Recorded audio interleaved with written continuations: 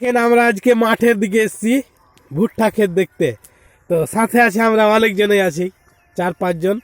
তো এখানে ওই যে রাজ ভাই আছে, ওর জমি।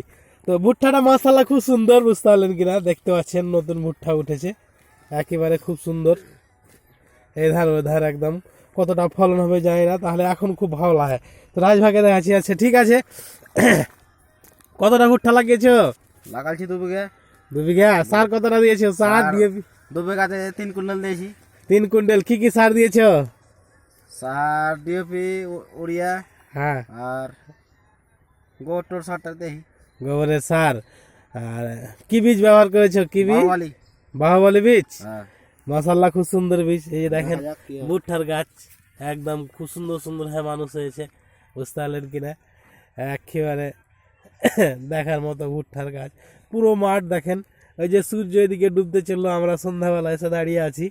এদিকে দেখেন আরও আছে, রাজ আছে, এই যে এই যে এই ছোট্ট ভাইটা আছে, বুঝতে পারলেন কিনা, মাঠের দিকে এসেছি। ওই যে দূরে দেখা যাচ্ছে গ্রাম, দেখেন কত সুন্দর গ্রাম, কত সুন্দর প্রকৃতি একটা, বুঝতে পারলেন। ঠিক আছে বন্ধুরা, আপনাকে দেখাতে থাকবো। কালকে দেখাবো আমার জমিতে, আপনাকে বলেছিলাম আমি একজন চাষি, আমার ভুট্টা আছে। তো কালকে আমার জমিতে দেখাবো আপনারা কীরকম হয়েছে।